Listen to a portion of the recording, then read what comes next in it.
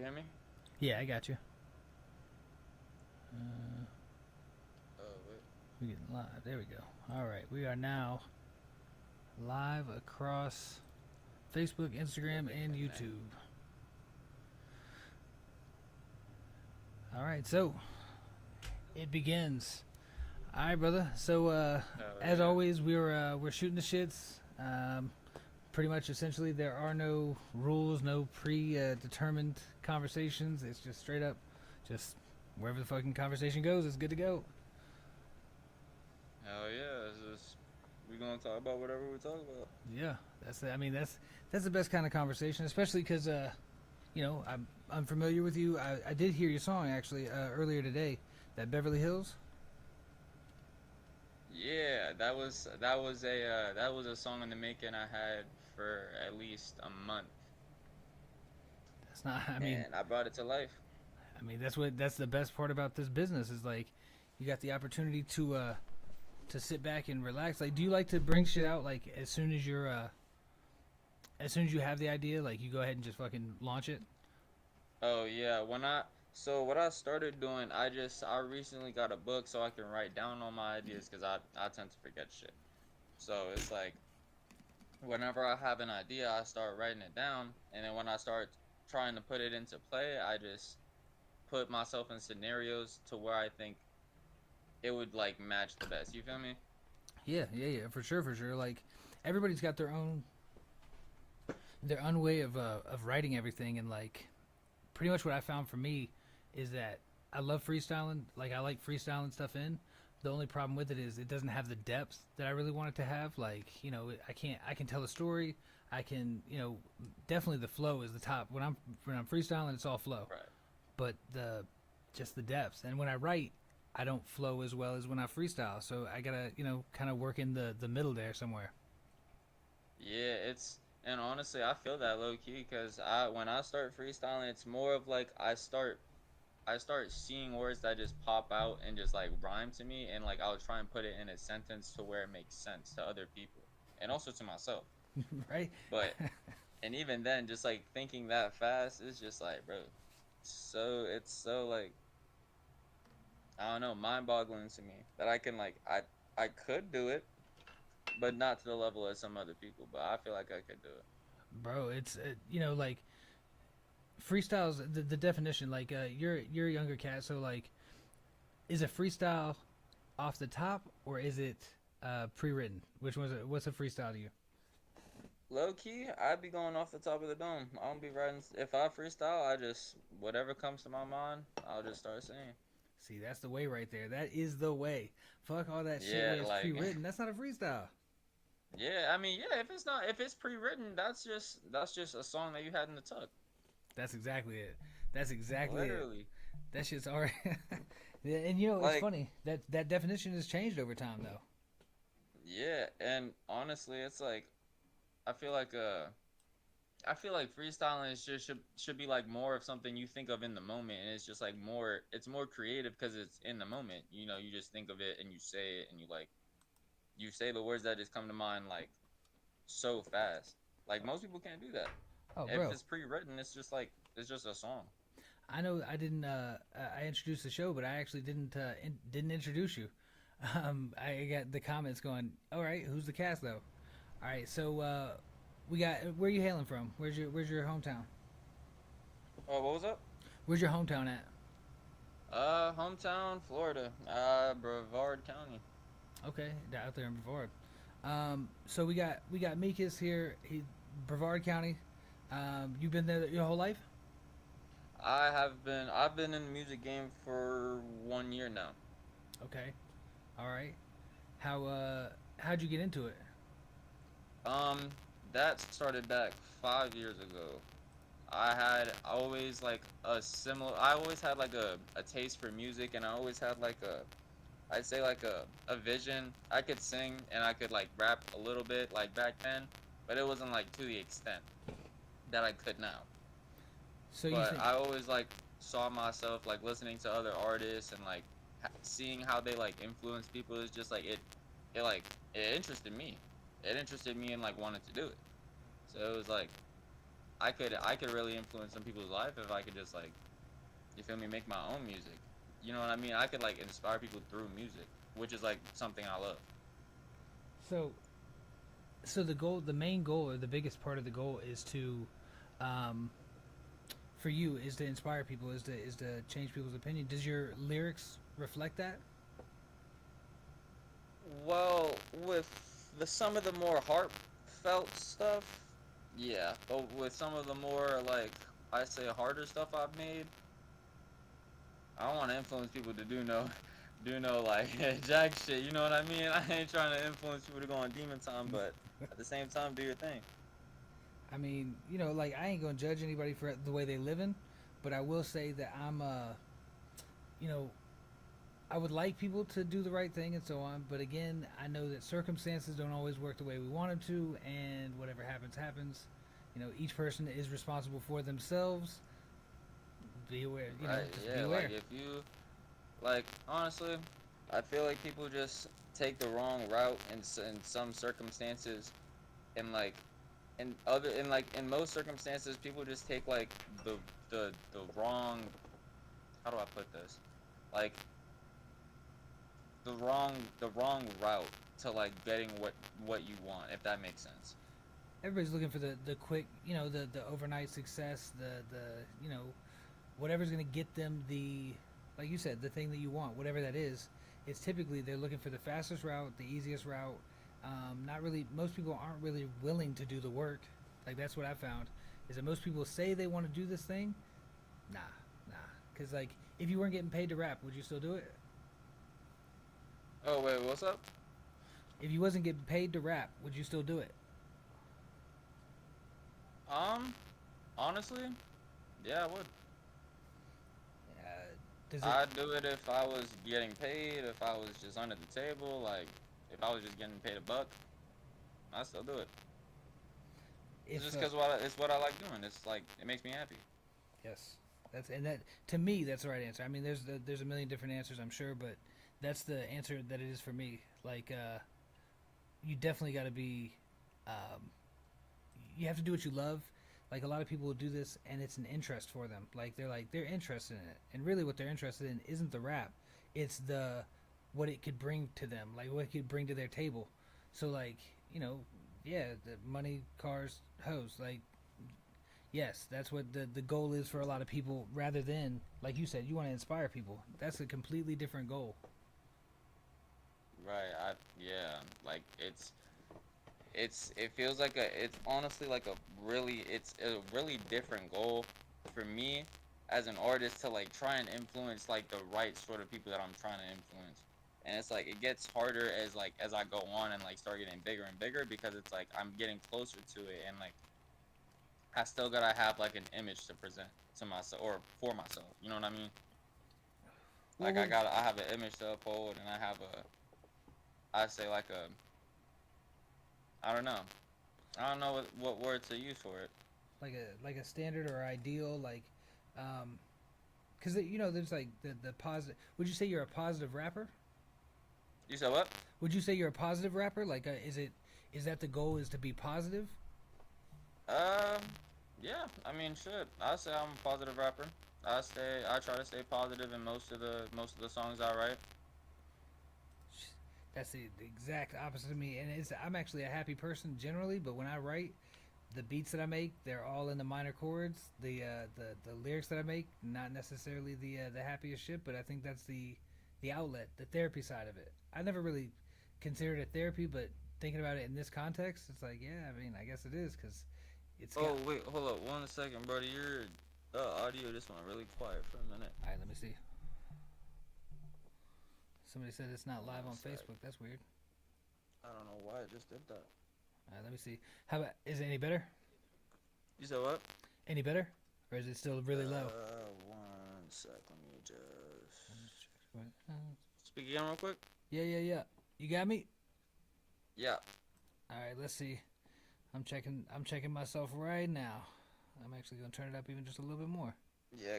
It could also be the way my speakers are too, but Yeah, you said you was on the computer? yeah. Yeah. I've Man, honestly, like technology, it's your best friend until it's not. Like, Yeah, it's your best friend until it shits on you, and that's just when you want to set it on fire. yeah, because it's always the most inopportune time. It never happens like fucking you ain't doing shit. It's always like, yo, this shit's on a timer. I need this shit done now. No. Yeah, like yeah, like bro, you be getting like you be trying to get some shit done, and then your computer just decides to like shit on you, or like it needs an update, or like why do you need to update when I'm writing some shit?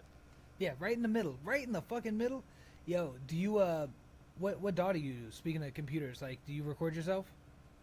Uh, I do not. I go to there's this studio near me called Double Cup. I started going there to when I started taking myself seriously and like really wanted to push myself as an artist. I started going there, and they mixed me good, and I feel like when I started going there, I felt more of like, how do I put this? Like a more in tuned artist, like a more serious artist than me just recording in my friend's bedroom or something, like just on a feature with just putting it on SoundCloud and stuff like that. Yeah. That's a I feel like that's something that's overlooked a lot is the what it takes to be a serious artist, like cuz everybody's got their levels and their tiers of what they consider to be a serious artist, but taking the time and the money it takes to go to the studio means that you're serious. If somebody's not willing to put in any money to the studio side, then I'm like, all right, you ain't serious. Because if you're not willing to invest in yourself, why do you think other people are going to invest in you? Right, right. Yeah, yeah, like if you're not putting any money towards what you want in career, like why even pursuing that career? You're saving money to pursue your career. I mean, I would hope. Yeah. That's I think my career.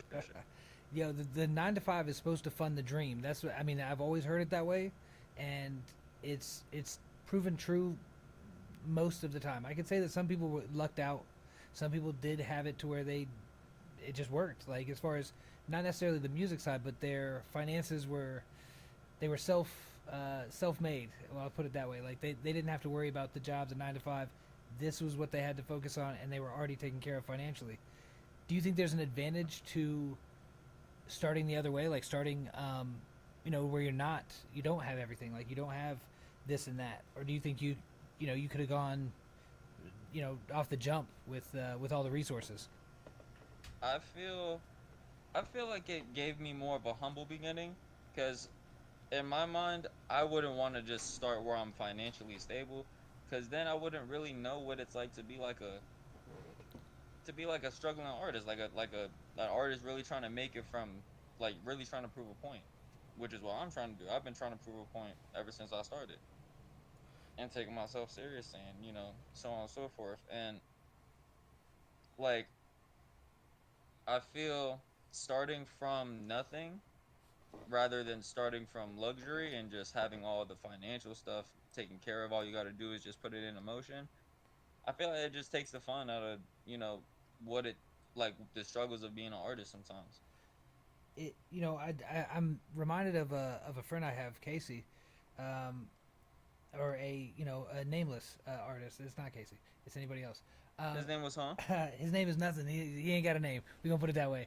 Yeah, go ahead, go I ahead. didn't mean to put him on blast. Yeah. I've seen artists that, when they actually achieve the bag, like without the music, like on the outside, it took the initiative out of it. Like it took the drive out of it. They still make music, they still do all that, but they're not in a hurry, because most of the time people are doing this with an end goal in mind.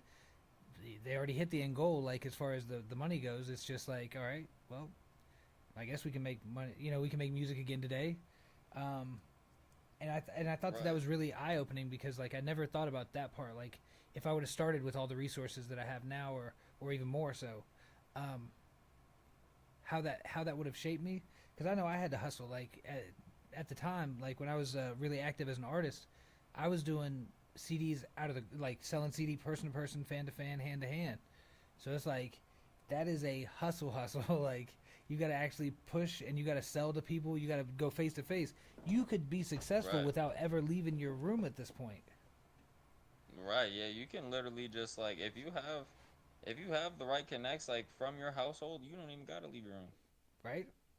Would you? Like it's all about just like connecting with people and just like showing what you can like what you bring to the table to other like companies and shit. That's what like that's what people are looking for. And I feel like some artists just like they either don't spend enough or they spend too much on nothing. They spend too much on like just useless footage, useless like audio, just like throwaway songs, like you know what I mean? Like I feel like a throwaway song shouldn't really like in my opinion it shouldn't really be like a throwaway song because it's like, you know, if you made it, you made it. Which I agree. I agree entirely as far as the if you made it, you made it. Like you should be proud of it. But at the same time, like if you're not 100% on a song, like you're not like that shit don't get you hype. It's not gonna get other people hype either though. Like and you get one musical impression. So say that song that you know the rest of the album is a banger, but that's the first song that somebody hears. Is very unlikely that they're gonna come back and be like, oh yeah, you know what? Let me give them another chance. Right, yeah. It's like if you have like a song that's like, you know, it's okay, but like no one would like really go back to. I feel like there would be some songs like that that you would just have to leave in there. But like, you know, it's for the best. It's like, you know, it's just like it's not gonna hurt you or nothing. Like you have other songs on the album too. Like that's gonna be bangers. So it's like, You say album. That's an interesting dynamic there because like right now we're in the realm or the era of the endless single, where it's like you know you just keep put single after single after single. There's not really even there doesn't even have to be an album that's coming out with it, but like do you think that there's the art of the album is lost? repeat the question. Do you think the art of the album is lost? The art of the album. Yeah, you know, like actually spending time to get a concept together to actually put all these songs together versus what most artists are doing now, which is just like, yo, single, single, single. Right. What I think with some artists, I feel like they do take their time in you know their albums and like make sure it's like what would what they would want and it's to a T what they would want in the album. And then there's some artists where they just don't spend enough time on that sort of thing. Like don't spend time getting to like the nitty gritty of like each individual song on the album. They'll just leave something there and just like call it a day. Right. The it's good enough. The it's good enough Right. drives me Yeah. crazy as fuck. Cause like, yeah, it's good enough, but you that same idea when left to just like simmer, let that sit back for a minute and like work on all your other stuff. Like you know the song's sitting in the back and you're gonna get an idea one day when you listen to it, you're gonna be like, you know what would make this better? And you make a remix, you change it up a little bit. And that's what made that spark of life to it to where you're actually bumping to it until instead of like, it's good enough.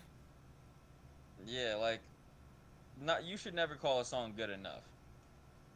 Like you should never have an opinion to a song to where it's like, oh, this is good enough, or oh, this is like acceptable, I guess. Like if you have a vision for a song, put it into play. You know what I mean? Mm-hmm. Like it shouldn't really be like, oh yeah, it's just a song, whatever. I'll make another one that's 10 times better.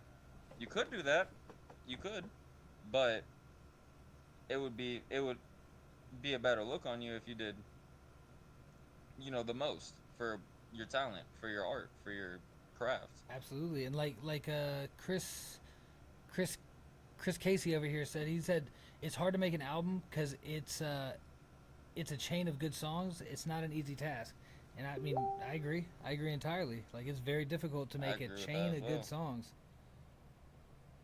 Yeah, like if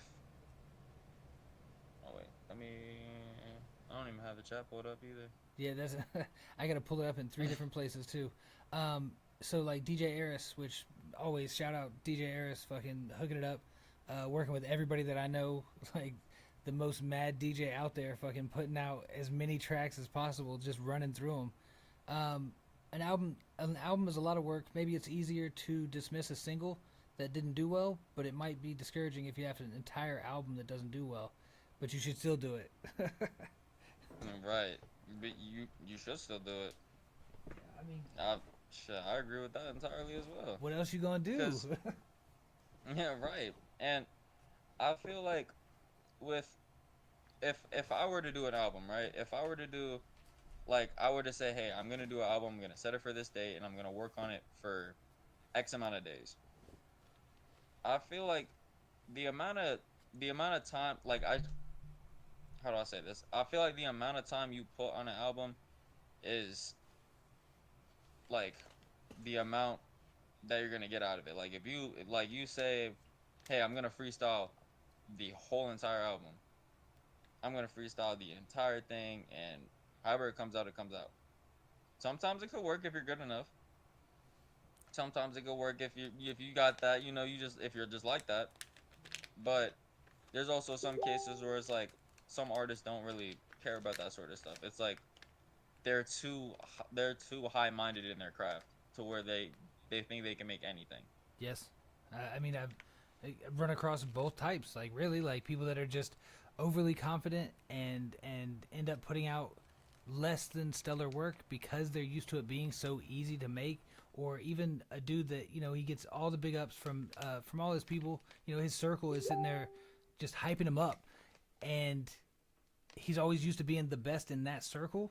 Shit, the industry is way bigger than that circle, and it's not gonna be that easy to draw that much attention. Right, yeah, like that circle can only expand so far. Like I don't feel like if you just stay within your like if you stay within a certain circle for too long, I feel like it's just a bad mishap that could happen.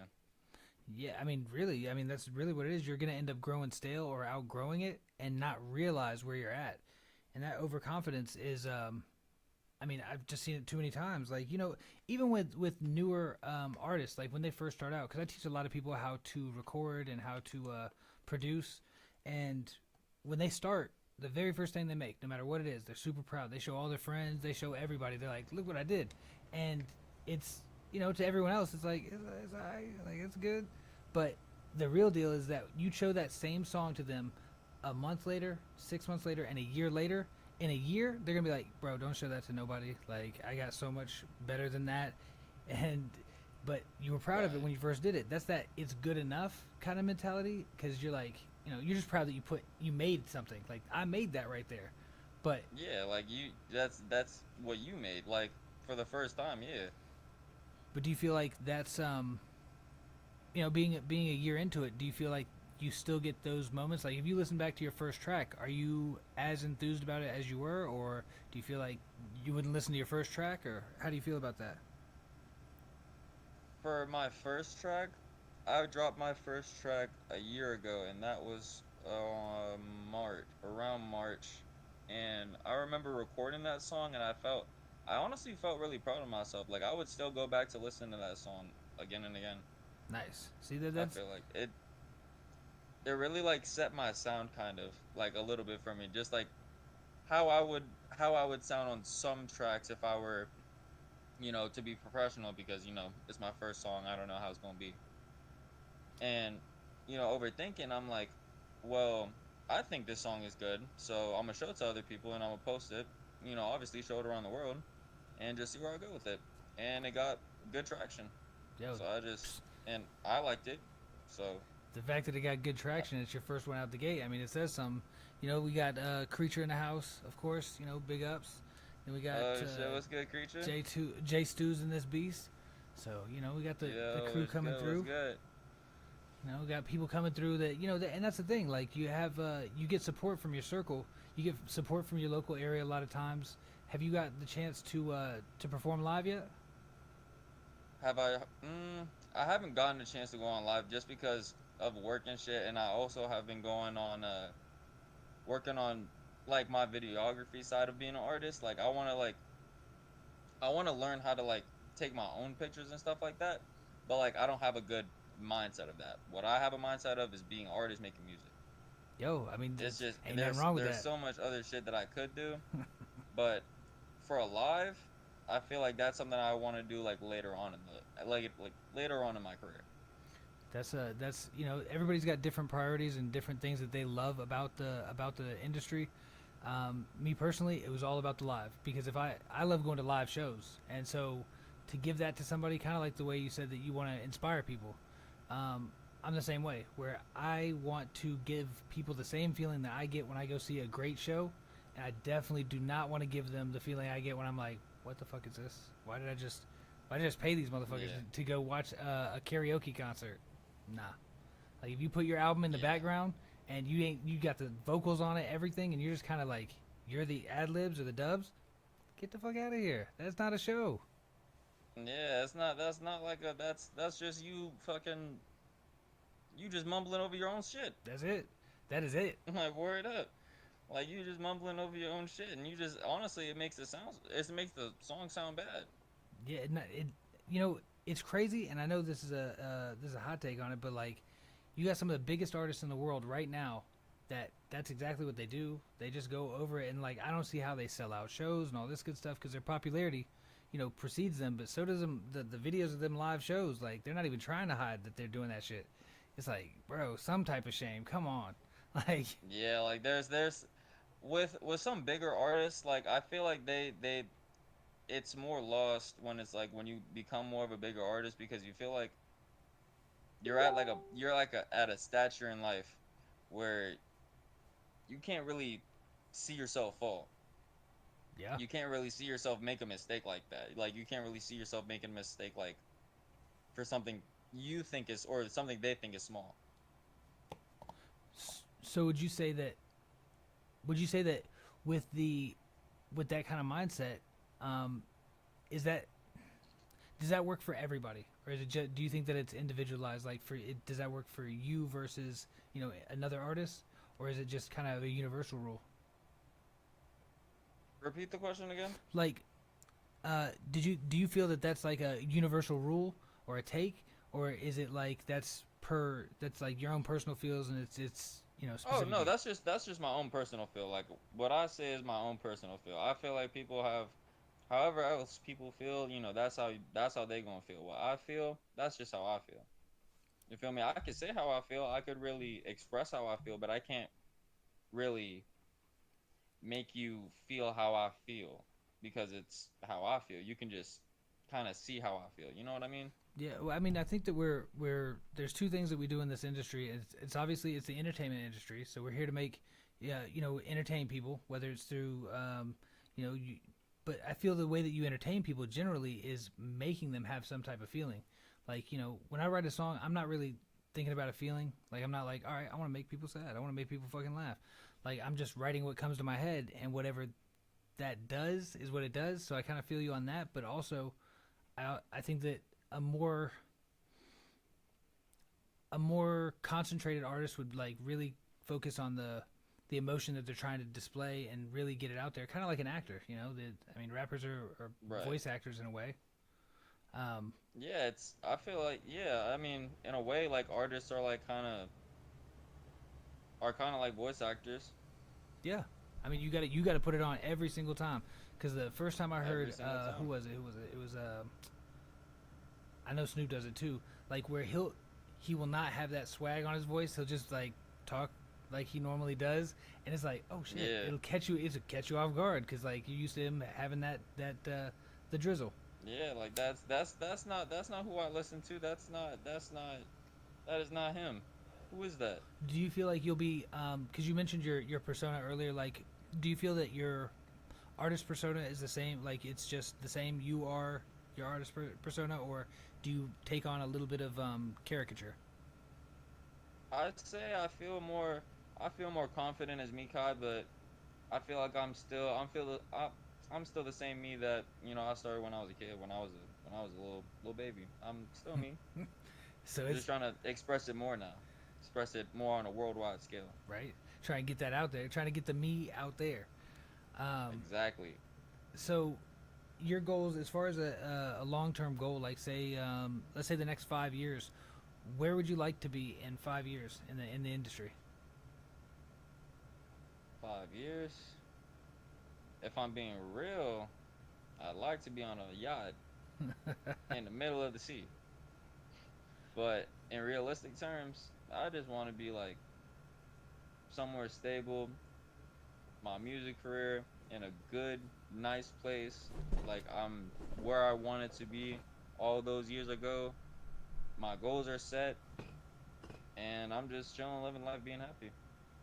Right. So are you one?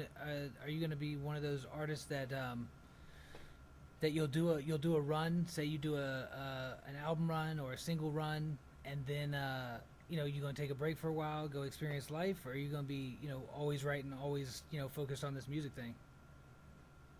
I feel like when I start my music career, like really start it and it takes off. I want to be all music, and I feel like I really couldn't slow down if I started like on that major of a scale. Yeah, I feel like I just wouldn't be able to stop. that's. Is it because of the expectations you think that people have for you at that point, or like what's the reason you couldn't stop? Oh nah, it's just I feel like it's a me thing. It's just if I stop now, then you know what I mean. I feel like it would just be letting myself down as an artist. I could always keep doing better. I could always keep pushing myself to the next level. I picture myself wanting to be the next Ye or the next DJ Khaled. You know what I mean? Do you think that? So I heard the statistic.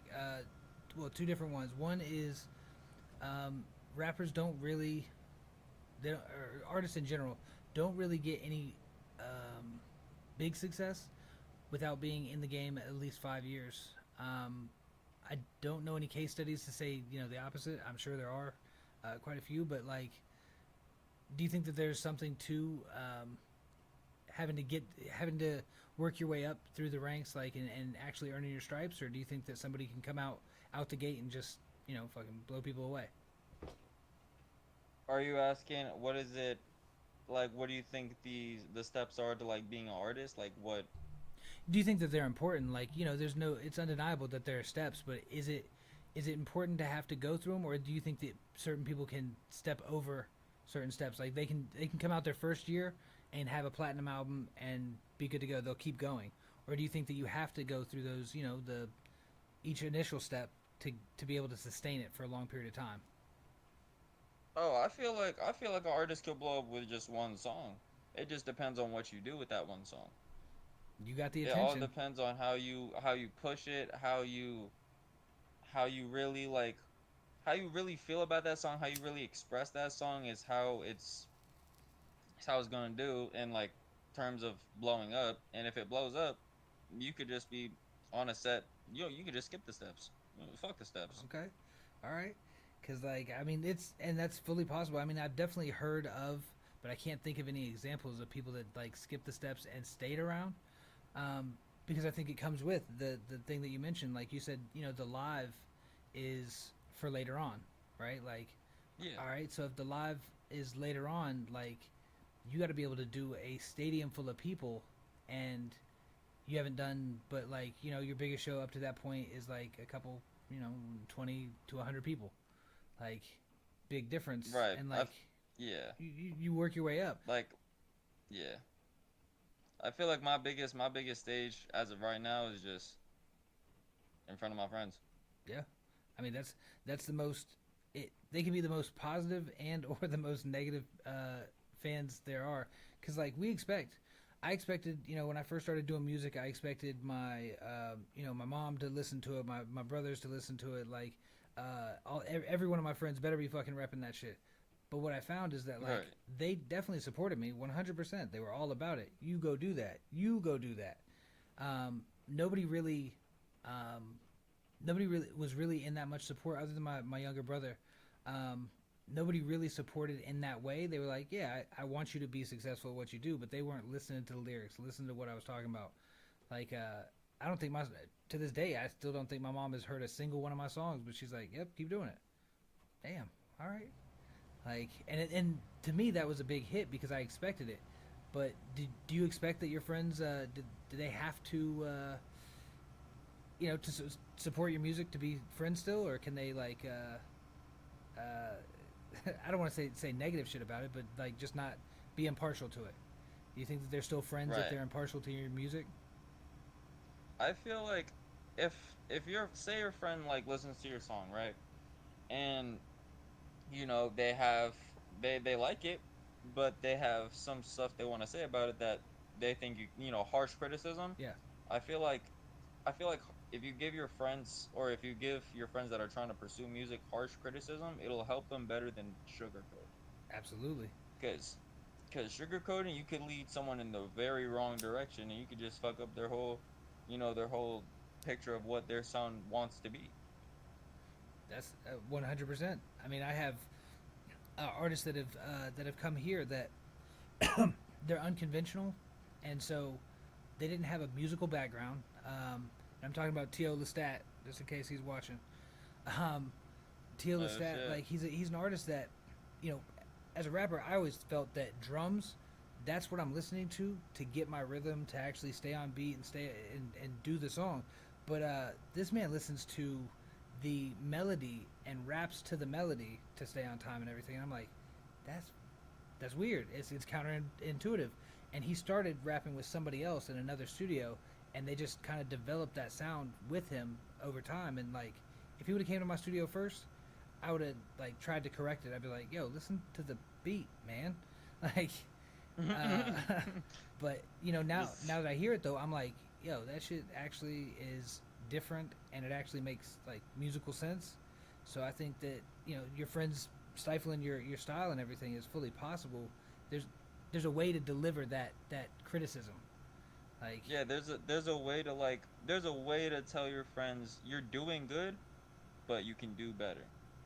yes, absolutely. Like I've built my reputation on as a studio and as a label and a artist manager as being honest. Like if I hear your shit and I'm like that's not where it needs to be, uh, because people a lot of times artists have less self awareness than I would like or than they might need because like if you can't be objective about your own music, then you have to depend on the people around you, and a lot of times people don't want to tell you if it's garbage, like they just don't want to tell you because it's like nah man that's my people, like They strangers will think have it's no mean. problem. Strangers ain't gonna have no problem telling you that's ass, Right. even if it's good. Yeah, no. If I go up to someone random on the street and I'll be like, "Hey, listen to this." Yo, that's ass. Like, get that. What the fuck are you doing that shit in my face? Like, what? I would accept it, but okay, I would accept it better because if it was my my people saying that shit, I'd be like, for real, like what? Like it might actually affect me, but a stranger saying it, I don't give a fuck. I don't give a fuck what Yeah, they right. think. It's just another person on the street. It's just another hater. You just gotta walk past them. So are you? Did you finish out school? I sort of, kind of am finishing a little bit. Like, I'm finishing high school like online, so it's kind of weird. Shit, that's a whole bunch of motherfuckers during the what 2020 and shit. So, uh, it You finished said online. what? I said that was a whole bunch of people during 2020 and shit. So it ain't all that weird. It's. Yeah, I mean, yeah, I mean, I feel like I don't need college, but like it'd be good to like learn a couple of things and like have the experience at least. If you're looking I for feel the like it's good also a time, good place for networking as well. it's a great place for networking. So I actually went. I never went to college like straight out. I went straight to the army and shit. And then when I got back from the army, it was like, all right, well, what do I want to do? And I just got into the workforce and like, well, really, I was rapping and just any job that would work with the rap. Yeah, any job in general. Yeah, I had plenty of jobs. I was in and out and all that shit, but I didn't start going back to school until I was 36. 36, I started school, and I got another year to get my bachelor's, and then another year beyond that to get my master's. And honestly, I didn't get a lot out of school. Like in general, like back in high school and shit, didn't get a lot out of it. Wasn't learning a bunch. It's like, what the fuck is the point? If I would have gone to college right out of high school, I wouldn't have got much out of it. Going there now, fuck, I get a shit ton out of it because I'm like, you have some world experience to compare it against. So like, Right. I don't. Well, my son said he was gonna go straight in to college. I was like, I mean, yeah, do that. Just because I didn't think he would go back if he didn't go. But it wasn't ideal. I was like, go experience some life. You know, you just been in school for fucking 12 years, so like, enjoy it for a little bit. Right. Yeah. But we ended up graduating together. Actually, like we got our AA together. Oh shit. Man, he walked right in front of me too. Like, so we had a bet on who was gonna finish first, and we ended up finishing the same semester. And I was like, all right, yeah, but who's gonna graduate first? And it just so happened alphabetically, like C versus J being my son. It was like I get to walk first. Like I'll be the first one to graduate. But right before I got up there, I was like, go ahead, you got it. Yeah. Because it really don't I really feel don't that matter. shit. But it's like make him feel good, man. Like Wait, what happened? it could. Repeat the last part you said. I didn't. Oh no, it was just that it didn't. It's not something that matters. Like it don't. We both walking right now. It really doesn't matter who does it first. But Yeah, it was just like a little buddy thing. yeah, like I thought that was cool. I was talking to a cat from India though, and he goes, "You should be so ashamed." Or no, aren't you ashamed? That's what he was. He asked. He said, "Aren't you ashamed of what? Like you're so old. Yeah, what? For what? Like to go to school?" He's like, "Yeah. How much more work can you do?" Fuck. I don't know, but I'm not really going for that reason. I'm going for the fact that I wanted to go. I've seen a grandma going to college. That's what got me going. This 99-year-old chick, she got her master's degree in accounting, and she was 99. You know she's not going to the workforce. She did it for her only. Bless her heart. You know what I'm saying? Real. Like, Yeah, like, and that just shows you can really go at any age. that's really it. You could do, and that's why I think people limit themselves. They're like, all right, so by the time I'm 50, by the time I'm 60, I got to be finished and retired and doing the damn thing on the yacht. But like, honestly, like after you're done working, after you do what your life's mission has been, like, there's still like 30 years on the end of there if if you healthy. Fuck, like what you gonna do for 30 Right. years? Yeah, like there, you still have your whole life ahead of you, and like you only have a little bit of time. So where you're young. Yep. I feel like you just going into college like just straight after like you just finished like school, like normal school, and now you're just like doing serious school. It's just like, and that's another thing too with like certain schools, they put you at like a higher placement in like from other kids, like you know what I mean, like from IV schools to like Oh yeah, the middle schools, and like I just feel like though that sort of thing is just like it's stupid to me. that's Like, all money. you That's can all get that is. yeah, you can get the same thing from like a school that's here and like Harvard. Like you can get the same thing from both of those. But you can't get the same experience. I will say this: the only benefit to going to a major school versus a local is that they're gonna have resources that a smaller school won't have. Like their labs are gonna be top of the line, whereas a lab like my local community college, shit, it ain't gonna have like half that shit. It ain't even gonna. Right. It's not gonna be up to date. But like, as far as the knowledge, shit, we got YouTube University. Like you can learn anything right off the internet or off of like shit. You can do it right from your phone, really. Yeah, you can literally just hey Siri. Yeah. Now that's a what's a whole nother watermelon? thing. That's a with technology where it's going. Yeah, y'all are fucked. I was just gonna let y'all know ahead of time if you haven't figured it out yet. Yeah, you fucked. Yeah, like nah, like there's different names you can call your phone now. I'm like, bro, I'm not gonna start naming my fucking phone, bro. You can't. I mean, I knew people that did it back in the day, and they made it call the what do you say? I think they made him call him King or something. It's like every time it spoke back to him. They made a what? My boy made his Siri say I think it was King. He would be like, and give him the answer, blah blah blah, King. Like, what, for real? Like, but I mean it's Wait, fun. wait. I kind of muffled a little bit when you said that. So I said my boy he had made his phone every time it answered him it would end with like King, like it's calling him King every single time, and like it made me laugh. It's entertaining, but like the ego that goes into that shit, like you can't hear that enough. It literally just said King. Yeah, it'd be like, so fucking this is the address, King, and then it's like and Nah, I can't. That shit would creep me out. have you fucked with much Chat GPT? Yeah, I've been fucking around with it recently, just like trying to get like Cause my manager at one of my jobs told me, you know, if you ask ChatGPT a certain type of question, it'll like give you like a weird answer, and I was like, okay, well now I'm interested, so I started fucking around with it, and like honestly, I feel like ChatGPT is like a, it's like useful but scary as fuck. Yeah, because it's telling you what it thinks you want to hear.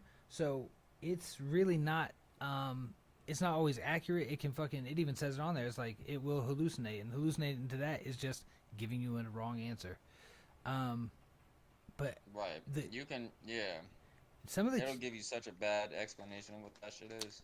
like terrible, but it's gonna make sense, and you'll go in with the fucking with that answer, and they'll be like, yeah, nah, that's not at all it. Like, where'd you get that shit? Yeah, that's some Wikipedia bullshit. Yeah, and that's probably where it fucking got it from. Is some Wikipedia, just Reddit, because even Yeah, Google.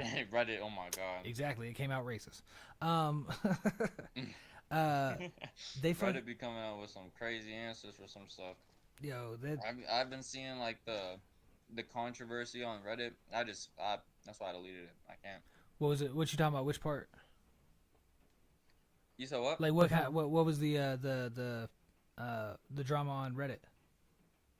I forgot what it was, but I remember it being really not. I mean, really, really, really like. Sorry, I shouldn't say that word. That's a really bad word. That's really like not intelligent.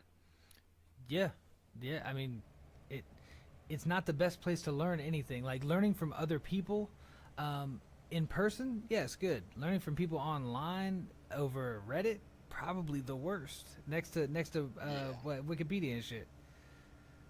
Yeah, and also like Reddit people also have like a higher like they think they have a higher mindset than people. Like they think they know more.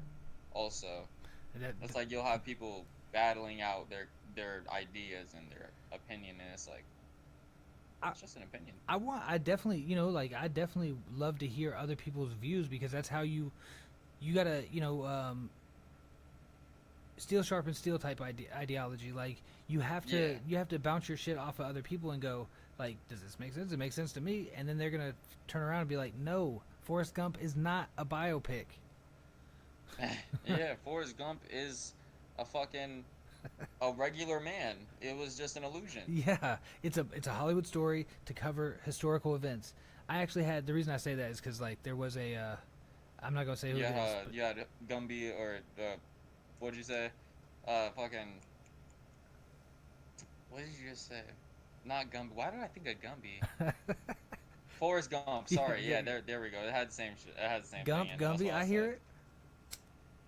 Yeah, but not like there was also something else I saw about Forrest Gump, like a Forrest Gump thing I saw on like Facebook or something. It was saying like Forrest Gump is like the reason why I said it was illusion because I saw on Facebook someone was like, oh, it was just all like in someone's head, or it was just all in Forrest Gump's head. You know, he was having those like little things. I was like, all right, you need to stop. I mean, honestly, that would make way more sense than Forrest Gumby. That was a good one. Forrest Gumpy. Yeah. That's crazy. And he was right. He was right on that one. And he said Reddit, and that's Chris Casey said Reddit isn't where genius minds go to. I'm sorry, genius. Reddit isn't where genius minds of the world go to meet. Yeah, no, not not particularly. No, well, sometimes I say sometimes, That's right? But no. There's just people that just will go far and beyond. you heard dead internet theory, right? Like, have you heard of the dead internet? I've heard about it. I haven't heard much of it. So like, the idea is that there are, there's at least 4 times as many bots on the internet at any one time than there is actual humans on there. So like a lot of the time you're seeing bots just battle bots.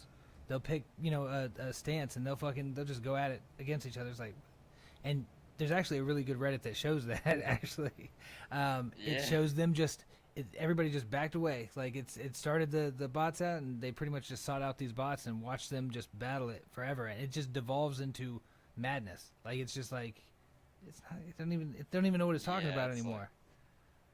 Yeah, it's like you can barely find people that are like actually posting their like ideas just because like it's just bots. It's literally just bots. Everywhere. Like I'll even have that problem on Instagram too. I'll have like a bot text me or something like that, and I'll be like, "Oh, it's a person trying to text me." Like let me see what it is. Yep. And it's just a group chat. Yep. It's a group chat or it's a damn. So I get a lot of either Indian or South Asian people trying to scam and shit, or Nigerians. I'll get some Nigerians that are trying to scam, and I think that's great. I love fucking with them people. I fuck with them people so fucking hard. Like I've been trying for oh a my god, while. especially when they call you. Oh yeah, that's my favorite. Oh man, that is my favorite all day. Most people get pissed off. You know what? I ain't gonna get pissed off at all, because what I'm really gonna do is take as much time of theirs as possible and just have fun with it. Like you're doing a crank call with people that are trying to scam you. Like, damn. Like let's see what we can do. I've actually got this one. I'm talking to another one. He's a Nigerian dude, and he poses a chick, tried to get me to, it's always like, hey, can you send me, what was it, like a card for like one of the Visa cards? Like, can you go ahead and send me the numbers on a Visa card? It's like, no, like, man, you ain't even trying. And even if you're trying to pose as a girl, why would I give a random girl a Visa card? Right, because guys are soft, and that's what? Yeah, dumb as fuck. Like, there might be people that fall for it though. Maybe it does work, because like. Shit, dude. Which you can see it working. I couldn't see it working on myself, but there are some people that do that.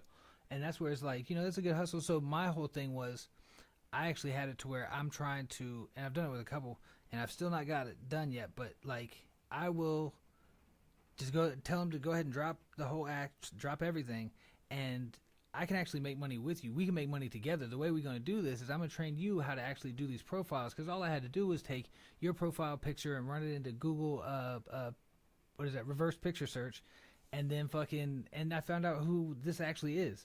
So look, I'm gonna show you how to have this and that and so on, and I try and just play it up and go, but I'm going to need $1 to start with. You send me $1 US, and I'll go ahead and Send you the Visa. Yeah, I'll hook you up, man. I'm gonna get you hooked up. Now I'm selling them a service. And then he sends you the $1, and then you just don't send the Visa. Yeah, hell no. Yeah, I ain't gonna send them fucking shit. The goal is to try and fucking scam a scammer. That's the goal.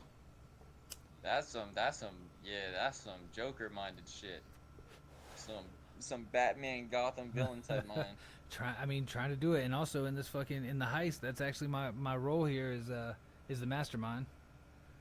Oh, word! That's why you be coming up with all these ideas, these mischievous ideas. I'm saying that's what that whole thing. Like that was that project. I don't know if you heard anything about it, but like, I thought about this 10 years ago with one of the guys that are actually in the chat with Jay Stu in here and Philly Banks that are on the project. I thought about that idea so long ago. We just didn't have 13 people. It was written originally for 8, but like we didn't have 8 people to do it.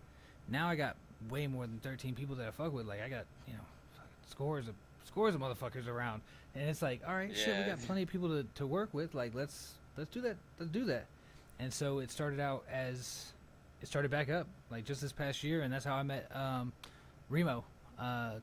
So big ups to Remo, like always, because like that videography is crucial, and I don't have an aesthetic, like that's not my strength. Like the video, y'all can have that shit.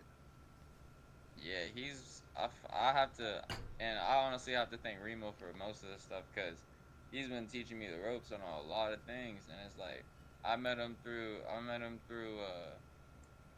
my homeboy Creech. I'm pretty sure he was in the chat. Yeah, he was in the chat, and then even DJ Delphia was like, I've done a track with DJ Delphia. He was like, "Who's this? I gotta follow and support." See, that's the type of people that I want to fuck with. Is the ones that want to support.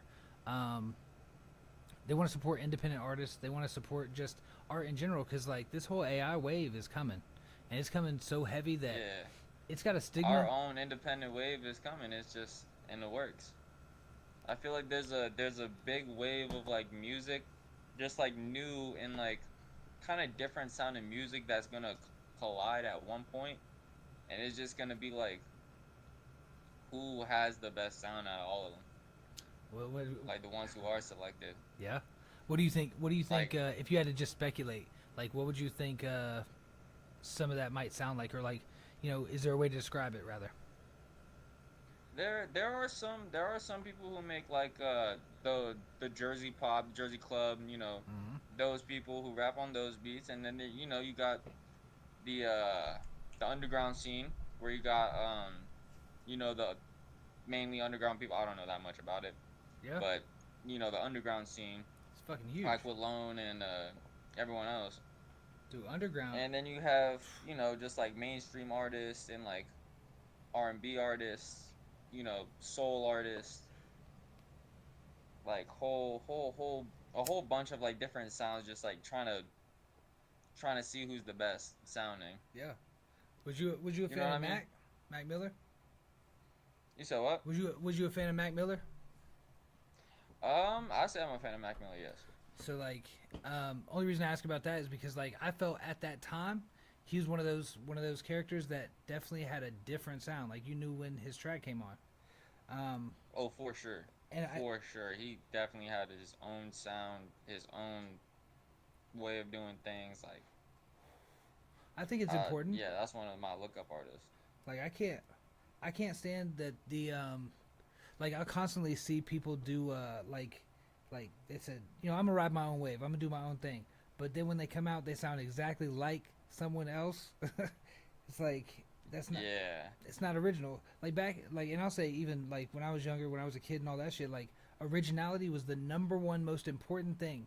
Is that you had to be original. If you had somebody's bars, like even something that was close to it, you better change that shit. Like it has to be Right. original. And I think it kind of went away. Like the newer artists that I've heard, I just feel like it went away from the originality, and everybody wants to kind of blend in. Really, like yeah, there's some original motherfuckers out there right now because I've heard those and I like that. But in the mainstream, a lot of it sounds very similar. Like they once something works, they do that shit to death. Yeah. They'll just ride that shit out and just keep going with it because it worked before, so it'll work again, So which uh, I don't think it would. yeah, so Like, to kind of double up on that point, uh, there's a there was a page called the $1,000,000 homepage. They charged $1 a pixel to be on this page, and there's a million pixels long. So, dude sells out within a week. It's like so he made $1,000,000 on pixels that cost him nothing, and so to back it up, the next person put the second $1,000,000 homepage sold out in 2 weeks. You have to try the third, right? Like it's obviously somebody's got to be like, you know what, third $1,000,000 homepage, it didn't work. yeah, no. See, after the second time, you had a little bit of the second time. You had that little spark, and then you should have just left it at that. Yep, and that's what I think the For music is real. like. I think it's like people are trying to ride this wave, and then they fucking end up going, all right, it just worked. That just worked. Let's try that. A couple might get through, but really the rest that tried to fucking do that and they were late to the game, poof, done. Like, I feel if you're trying to be an artist, like, I would say you're supposed to have like something that's special to you, something that's like that you hear in like music, that you want to hear in music, that like sounds good to you in music, so you think it'll sound good to other people. Originality comes from your heart. It comes from your head. It comes from what you think, how you feel, how what you've been through. Like it all plays a part into originality. I'm, And like people trying to take from like other artists like originality is like I don't know. It's kind of like staining like what music is supposed to be. You know what I mean? I mean, to be fair, I'm gonna play devil's advocate because I do agree with you, but also at the same time, like we're standing on the shoulders of the creators that were before us because we got inspired by them. Inspire doesn't mean fucking take their style, but it does mean that you might not notice that something comes out similar. Like it's gonna, it's the flow that Right. you never heard before that you don't know where you got it, but you wrote it out. Like there are inspiration. Like there's you can have inspirations. Like inspirations are cool. Like it'll give you like a nice set for yourself of like, oh, this guy sounds cool. Like what if I had my own flow that's just like part of this genre? Hmm. You know what Hmm. I mean? And just find your own little subculture in that genre.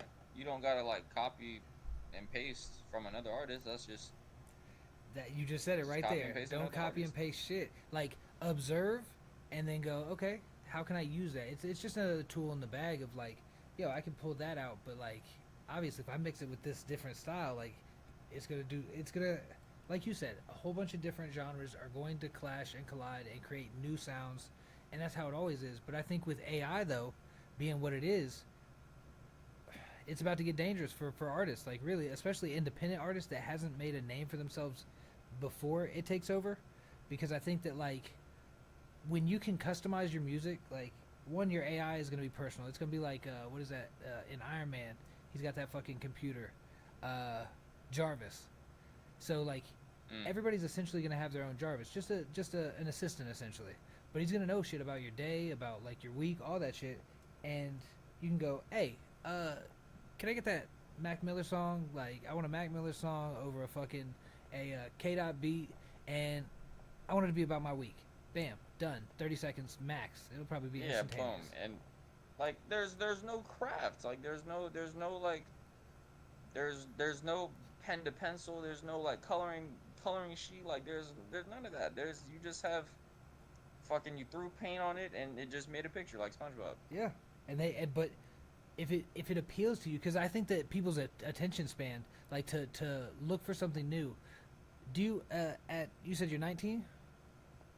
Yes, So at 19, are you still actively looking for new music? of course, all the time. See, that's a man of my own All the heart. time. I be going to my mixes, my daily mixes, like on both SoundCloud, Spotify, and yeah, both SoundCloud and Spotify, and I just see what Spotify and SoundCloud would like me to listen to. Yeah, that I'm not going to shit on an idea if I haven't listened to it yet. that's the key. Like, and keeping that open mind. I think that's the difference between like, so I'll see artists that start later. Like, I mentioned Tio Lestat earlier. He started rapping at 40. Started. It's like, damn, Jeez. that's a long way to go. And That's a blessing. I mean, yeah, shit, you that's can have that dream still. yo. Well, the fact is that like he had a villain backstory. Like, his Mm, life fell to shambles. He has a master's in history. He was a college professor. He owned his own business, well, multiple businesses. Was a popular fucking when he was in break. I think he did carpentry and door hanging and shit, making bank all over. And then life hits you in the dick, and fucking his wife fucking decided she wanted to be with another dude. Fucking really just ruined his shit. Like she was pretty much played the devil in that aspect. And fucking, I mean, she put him. Oh, that's what it was. She hit him with a false gun charge, like a domestic violence gun charge. That shit will ruin your life quick. And fucking, he's still dealing with quick, probation and all this fast, shit and in a from it. hurry. Years later, he's still dealing with the probation from it, and like there was no getting away from it. Her family is the police around that spot, so it's like, bro, she set you the fuck up. Wait. Repart what you just said, or restart what you, Her or not family, restart what you just said, but the last part. yeah, her family is the police around there, so like Mm, there's no getting away with shit. Like they're definitely gonna put you in. You're going to jail. You're getting the charge. That you can fight it all you want, yeah. which he did. He went broke trying to fucking fight that charge, and that created this person that didn't give a fuck about anything, that was pissed off all the time. And he makes some of the most rugged, raw ass fucking boom bap hip hop that I have heard, because it's that's his soul, and he's serious about it. And that kind of Right. that kind of passion coming out of that's gonna make some good music, man. Do you feel like It makes. you're emotional? Like you deal with emotion. Like, do you feel that when you're going through shit is the best time to write? Oh yeah. For surely. If I'm in my feelings, the best time to pick up a pen and pencil, like I pay or a paper and pencil. Like it's just you feel more in tune with yourself because you're feeling emotions. You're feeling how you feel inside. Like you're more in tune with that when you're like emotional. I think so. So I think like that's definitely a fair statement, honestly. Like you're What's more. up? I said that's a fair statement because you're more in tune with yourself when you're in your feelings than you are, when you're just going through the motions. Really, like if ain't shit happening in your life, it's hard to. I find it hard to write because there's not shit really, racing in my head and shit. Right. What I find the best motivation for me to write is I'll think about something that hurt me in the past, and I'll write like kind of my story on how I dealt with that, but like just swag it out a little bit. Yeah, yeah, swag it out. Yo, Just swag it out a speaking of little bit. swagging it That's all out, you gotta do. I actually wanted to look at this trailer because I didn't get a chance to look at the Beverly Hills trailer that Remo had created. Oh man, you in for some. That's that video. Oh, See, I ain't even that's seen that hard. video yet. The video's all out. Everything's out. The video is not out yet, but the trailer is on. Me and Remo did a collaborative post. It's on my Instagram right now. Bang. That shit's dope. Let me see. Let me see what we got. I'm gonna pull that shit live. So it's gonna take over the screen for a minute, and we just gonna I let bet. that bitch run. Beverly, Beverly. Huh? It's like Beverly. No. Beverly. What the? Yo, that shit just worked. Hold up. Oh shit. Let me see. Let me see. See, this ain't the first. The. There we go. Beverly. What, bitch? Come here. Oh shit. What is it? Technical difficulties. Which is always, yo, welcome to the shit show. Every single time there is at least one technical problem. That's tonight. Welcome to the shit show. That shit is. Oh, I fucking love that shit. It happens so fucking often that it's like, oh, here we go. I'm gonna preview this bitch. Beverly. Because it says that it's Yeah, zero. it costs to be a boss. Yo, it costs to be a boss, and you got to be able to take a loss every once in a while. Every single time. But hey, if you take a loss, you just gotta keep picking up those losses and making them wins. That's right. That's the only way to fucking do it. Because you ain't got no choice. Shape Because you on what that you gonna shit. sit here and sulk about it? Fuck. Word. Can't get mad at a loss too bad. I'm saying because again the losses fucking end up being, the things that make character. Like I ain't known anybody that had a simple life that was interesting. I've never met anybody that didn't have a hectic life that didn't have something to say, have an opinion, or be opinionated about some shit. Right. But I want to repeat what you said. Kind of like got muffled. I said so. Like, I never met anybody that's interesting that didn't have a hectic life. They definitely always have an opinion. The people that have lived this vanilla life that's never had to deal with any hardships, they don't have much to say because they don't have any real life experience to compare shit to. Really, they're just mimicking what they've seen. Which, if you ain't been through shit, what you seen? Yeah, it's just like really like you can't really if you've never had like a and I don't want to say like if you've had a good life, you never understand struggle because you still understand struggle. It's just when people I feel like when people don't go through like at least some sort of hardship in their life, it makes it seem like it makes the world seem more I guess like way too colorful. And like you'll start to take advantage of how colorful everything starts to seem. Okay, that's a that is a deep deep outlook there because that's not just like some surface level shit right there, man. For 19, you got some I'm a thoughts deep in person, there. what can I say? I Would get you say into the you're always like nitty-gritty. that? You said what? Was you always like that? Was you always a conscious person? Because I know a lot of there's a lot of people that aren't actually. They're not really always cognitively on. They're just like not that it's a bad thing. I'm just saying like that like people like like my wife, she'll be driving down the road and she won't have I gotta pick on her. I know she's gonna be in the shit. comments too. She's gonna be in the comments talking shit. I see her me mugging you already. Yeah, that's Through the screen. dude. I'm telling you, like I can feel it. She's fucking looking somewhere. So she'll be driving down the road though, and like I'll be like, "Yo, what are you thinking about?" Because she's just looking straight at the road and shit. She's like, "Nothing." What? Nothing. How? You don't have a constant internal monologue? And no, she doesn't. She doesn't. That's what she's doing. Is she's literally like almost like a form of meditation where it's like, no, I'm clearing my mind of all that shit. There ain't a damn time other than when I'm listening to music that this guy ain't fucking just rambling. Yeah, like I say for me, like you did you ask if I was a what did you ask me again? If I was a cognitive person? Yeah, like if you yeah, and I do be making the the questions very fucking Yeah, convoluted. I was about to before I forgot that shit. But no, But like, are I you a feel cognitive person? Yeah, like, do you? Oh, fuck. yeah, I feel like I am, or now I am. Like it took my mental was never like this. My mental was not like this. I say 3 years ago. Okay. I went down a very rough path, or rough path after like freshman year. I started getting into some stupid shit, hanging out with the wrong crowd.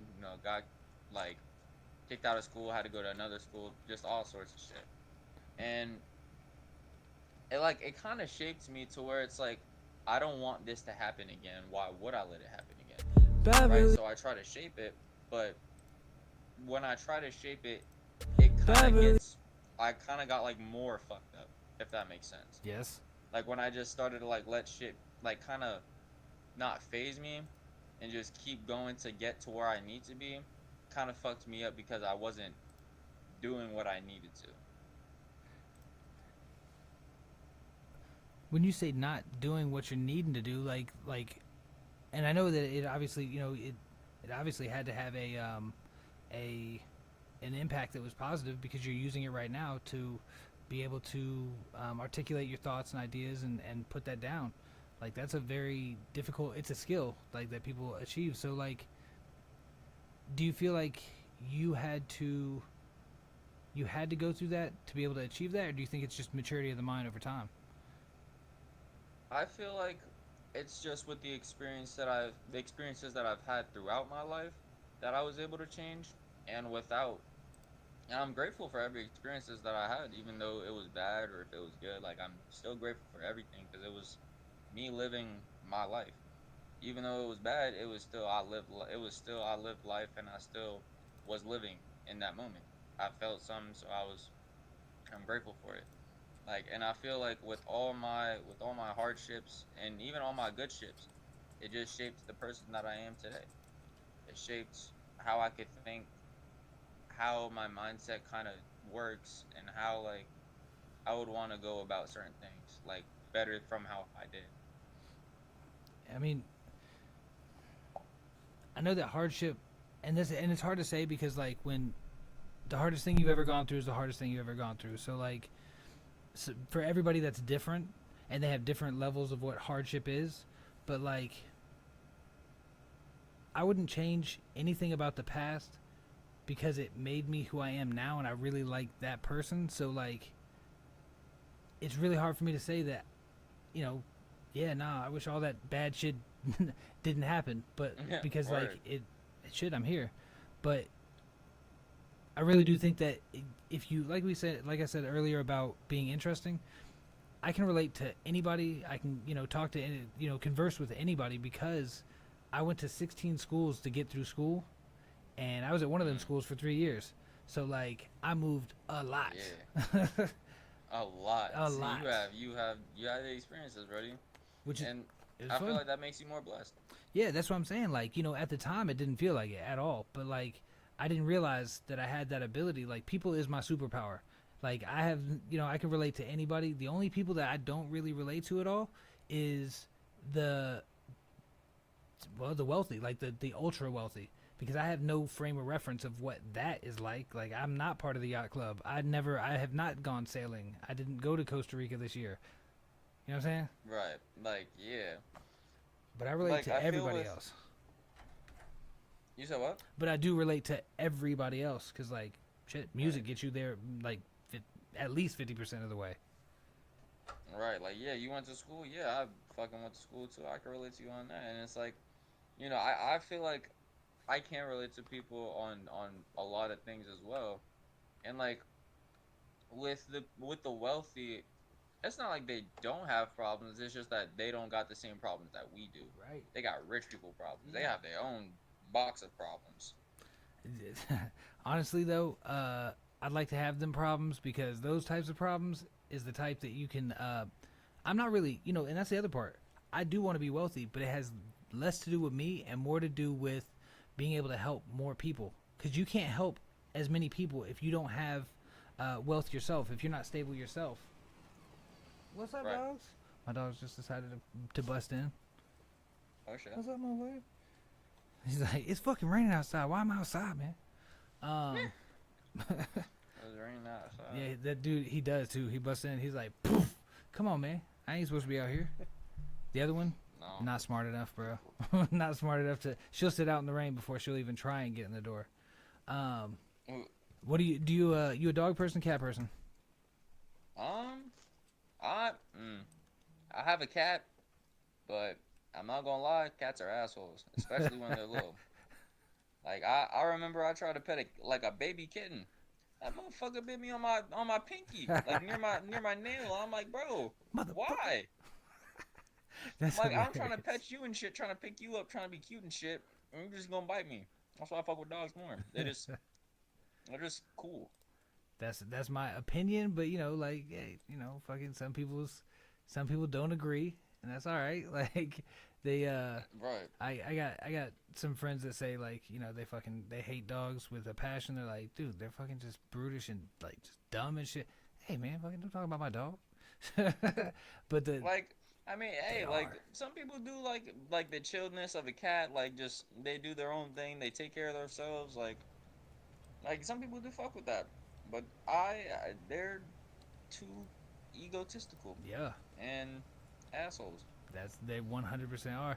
Yo, I actually got this. I got it to where I can share this. Let me know if you're able to hear it. Okay. All right, bet. All right, boom. We got the infinite screen going. Splaka. All right. We got the play button in this bitch. All right, now we got it. I can see clearly, and I can hear.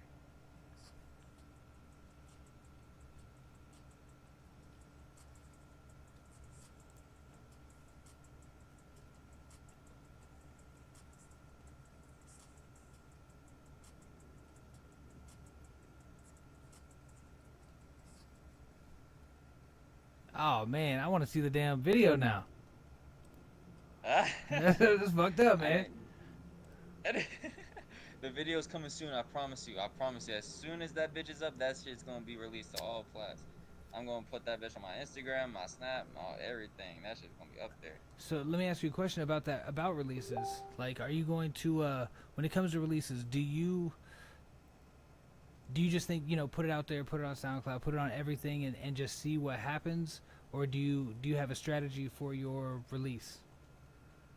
I feel like I have a good strategy before every single release that I talk over with my peoples to make sure this post is getting the most engagement, this song is getting the most engagement like possible, like Yeah. and with my releases I want them to be like strategically like or at least now like strategically posted and like best quality possible. I think that's a safe bet. I think that's a smart move. Some people, like I got an artist that I've worked with that was he would make a song and release it every single night. He would do the song during the night, and by his rule was pretty much like by the morning time he's got to be done with it, and then he's putting it out. And it's like, bro, that's actually a good song if you just took the time with it and fucking made it what it needs to be. Massage that shit, like do some actual production value on it. And he's like, nope, it's stale now. I got to do the next song. It's like, bro, put it away for a couple days or some shit. Like he did that It shit. was stale for like a couple That hours. shit. That's a creative. He's a super artist. Is pretty much what it is. Like I consider those people. They just painters. There's some painters that do that shit. Like they'll paint and paint and paint and paint in this one specific palette or style, and then as soon as they're done with it, they're like, I never want to see that shit again. Like I don't want to fuck with it. Yeah, Want. I don't even want to look at this shit. Yeah. Mona Lisa, what the fuck is that? Right. Get that shit on my face. Yeah. So we actually hit the hour and 15 mark, sweet. So what I want to do is so to finish out, I don't know if Remo told you, but I hit a lot of people by surprise. It's either we like to end it on a freestyle, a acapella, if you got a beat to go in the background, fucking hit. You got anything to run on? All right. Remo did not tell me about Yeah. this. That's my favorite. Oh shit. All right. We about to get this shit popping. Let's see. I could since it's your podcast, I'm gonna do your beat. Yo, let's run this bit. Bet. Hold on. I'm gonna see if I could have it play through my speaker so I can have. And I'll end up what I'll do is I'll end up muting my mic so you won't hear me. I'll just be watching and listening with everybody else. Let me see. Yo, DJ Delph, I'm gonna put on one of your beats. Let me see. Oh, a counter? Do it. You said you gonna put a counter? Yeah, I'm gonna put on one of these. I'm gonna throw this beat up here. See if I can see what you, cause you said one of my beats, right? Yeah, sir. Oh man, you would you're a G on that one. You said what? You a G on that one, cause that's danger. Don't even know my preferences. I might be crazy as fuck. Be like, all right, so I've been really into this this rap metal, man. We gonna get to it, I guess. Shit, fuck all that. Freestyle Like I do like. I'm not gonna lie. There are a couple of those tracks that I actually have surprisingly like, but I ain't gonna do that to you. I'm gonna actually give you something really good. Let's see. There it is. Let's see if we can cook up with this. Shit, we gonna get it going. You got question. You going freestyle or you going written and just running it in?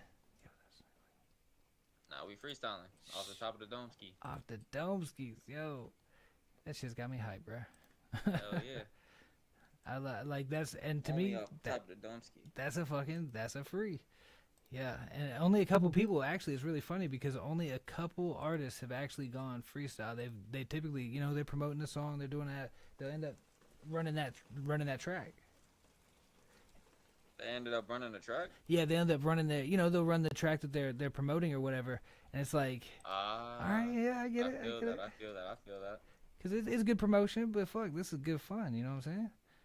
Shit. Yeah, I mean the fun. I mean, shit. I'll do a freestyle for fun. I mean, shit. That's where it's at, and also, that it just says that there's a level of free too. All right, bam, got that bitch. So we gonna share screen to that. You said there's a what? I'm seeing if you're able to see. You should be able to see and hear. Yes, let me know if you're able to hear it. Yeah. Bam.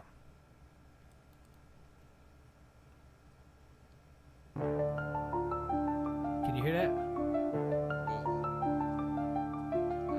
Okay. Let's start.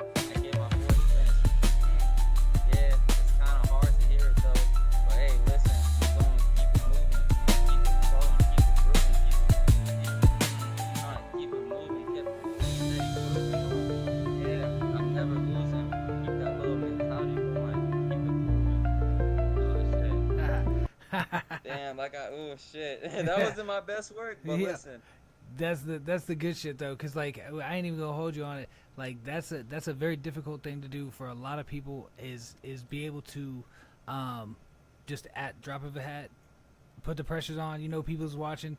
It's a hard thing to do, honestly. So for redemption, here we got for redemption. Do you got the beat for Beverly Hills? I do. I do, in fact. Yo, let's That rock yeah, that for beat. redemption, I'm gonna need that because that was not what I could do. Yo, I've said some crazy ass shit during freestyles. I've been baked as fuck and just said some crazy shit. It don't make no Oh sense. yeah. And then go, wait, what? And so, I'm sober, just coming off of work. You feel me? So my mind's fried too. yo, I said, okay. So let me ask you that. When it comes to, do you think that that substance helps creativity, or do you think that it just helps to ease the tensions so that you're able to do the thing, or does it fuck you up entirely? I know a lot of people that say they cannot smoke and make music. I feel like I can either smoke and do music.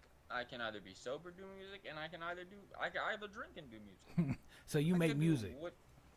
Yeah, I could literally just it's just making music, but you can't get too like if you're gonna like smoke and do like music, get to a point where you know you're not gonna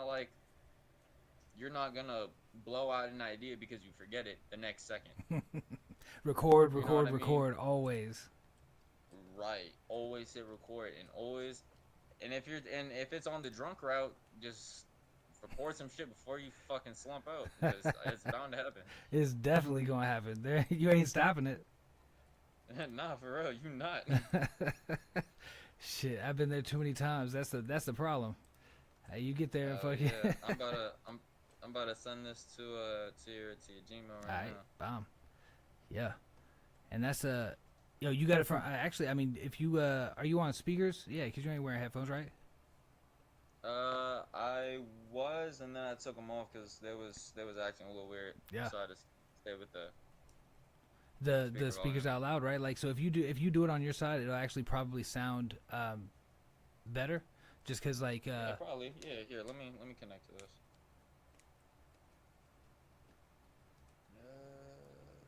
Yeah, it'll probably sound better, way better. DJ Delphia, you son of a bitch, go have a fucking orgy. He he talking mad shit, or she's talking mad shit. Oh, shit, what Sorry. he saying? Fucking every time, like I don't know, it's sexist, man. Like every time I see DJ, I think him, and I know that that's fucking DJ Eris and DJ Delphi are both chicks. It's just I don't know, man. Fucking, it's the era.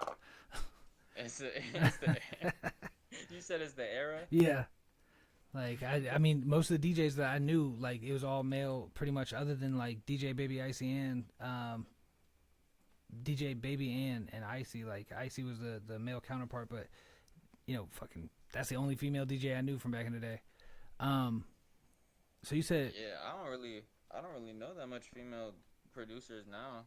nah, not really. That other than Eris is fucking killing it with everybody. Like Eris is on with a lot of the members of the Heist Club. Like she got one with Killis, she got one with Max Osama, one with T.O. I think that's it for the moment. But oh, didn't you do one with Greedy?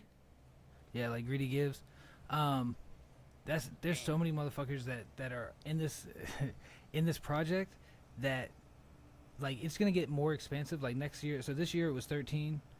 Next year's Heist Club is 21 artists or 21 rappers and 7 more producers. So it's like trying to bring 28 people together on one album is. I mean, 13 was enough. Oh shit. So- Hey, shit. That sounds like it's gonna pop off. Really. Yo, Like I really do feel like that. when you got that many motherfuckers doing shit, and they all have a common theme, like this one was, we all was robbing a weed dispensary. Like that's the whole theme is that we were robbing a weed dispensary, and there's a little bit more in there than just weed and money. Like we go in there for it's set on 420 as well, so you know They definitely pack down. It's an all cash business. That's the thing about Yeah, you the know. whole 420 event. Yeah, I remember. I remember Remo was telling me about that. I was like, yo, that shit looks like it could be in cinemas near me. It's going to be, yo. That's the real deal. We're doing a theater tour as soon as we get done filming with Remo, and the edit's finished. We're gonna go ahead and just set up. Just we're going the independent route, like, cause like going what we're gonna release it on YouTube and fight them for stream money. No, no, no. We're gonna bring this to put to the fans, and we're gonna rent out theaters for like one night onlys. It's like, yo, we're gonna come all up and down the East Coast and just fucking go one night only, because it's surprisingly cheap to rent out a theater. Like, it might cost you Oh two to shit, three hundred really? bucks. Yo, if you got 30 people charging $10 a piece, come on, yo. Like, it just got to pay for itself.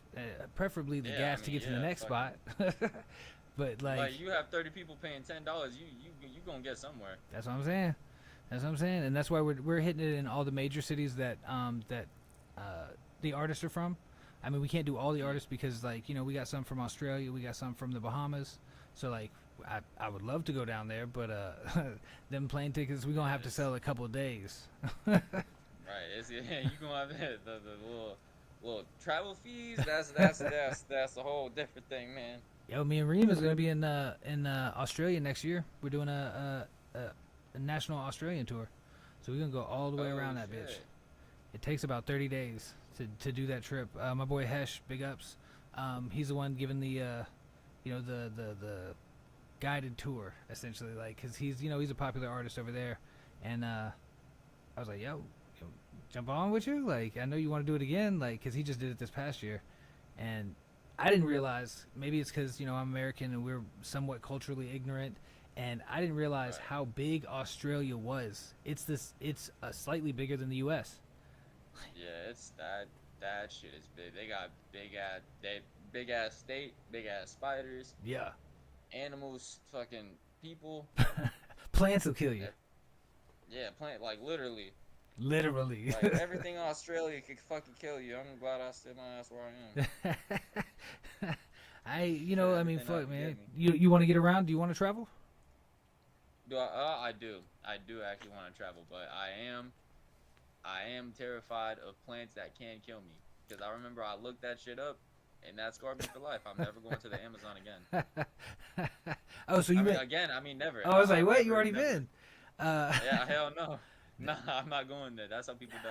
Yeah, I mean, honestly, I'll stick to the more urban areas, the more cities and such. Like, I'm not doing the wild. I'm not going out in the bush. Yeah, If we go to Australia, I'm not going out in the fucking center. All their cities are all the way around the outside. There ain't shit in the center. It's just desert Yeah. and fucking and death. Literally, you can leave that shit to motherfuckers on PBS Kids or Coyote Peterson or wherever the fuck.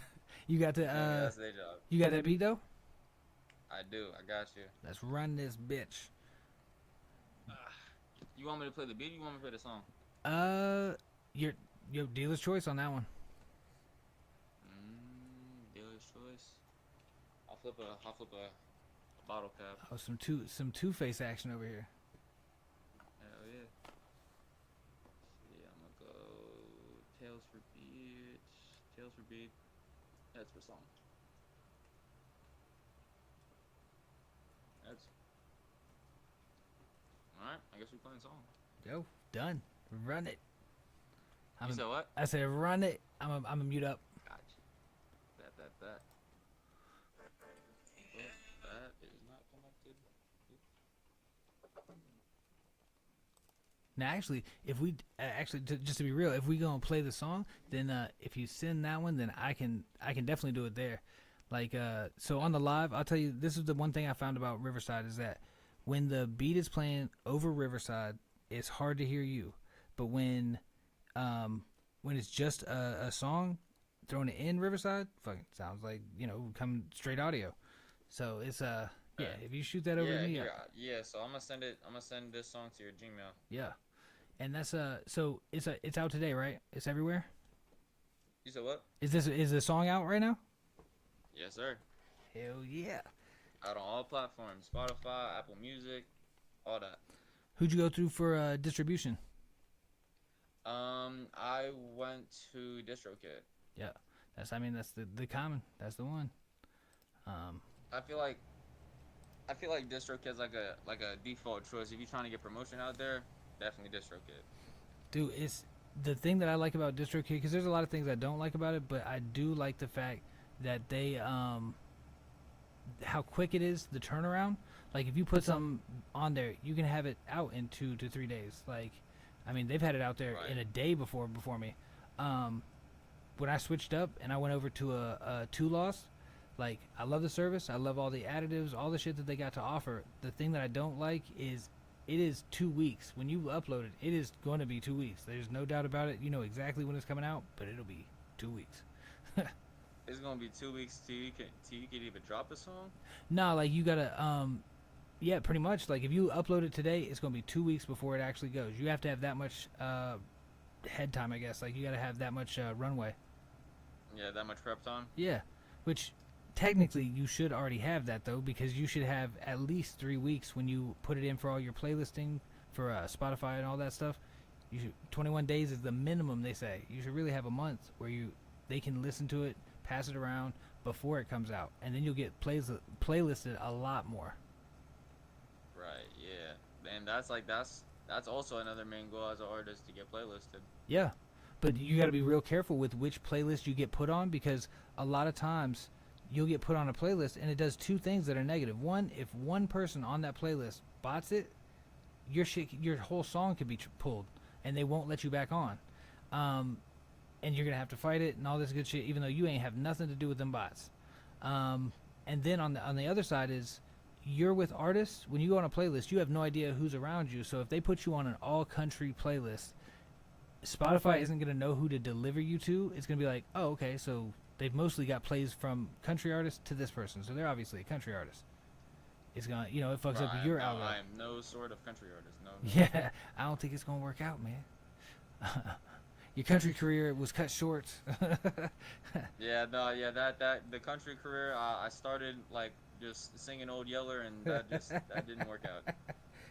This does not work out for me, man. It's dude.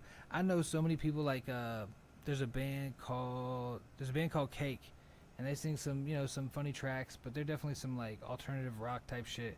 And they thought that they were making country music. They were up there in Tennessee, trying to get famous. They were like, dude, we gotta just keep pushing all this shit. And turns out that somebody else heard them from Capitol Records and was like, y'all aren't making country. Why don't you come over here to LA and we'll do the deal? Like, no problem, but you're not country. And fucking, if they weren't trying to make country, they wouldn't have made the music that they made. So it's like, yo, happy accidents, like, they happen all the time. Yeah, like, I mean, and at that point too, like, I don't know, just switching from another scene to like a completely different scene. It's like it can be good, but like it shouldn't like really change. I feel like when people like change scenes, they change personas. Yes. I think that's a really fair thing to say, because I've known a couple hip hop artists like venture into the EDM realm with the beat choices, and although I like that sound, I think it's a cool combo. I also noticed that the way that they approach it is completely different than their other one, and it does end up not changing their personality, but how they're perceived rather. Right. Like once you start like perceiving yourself like, oh, say you made R&B before, right? Mm-hmm. And you change yourself to funk. That two completely different different genres.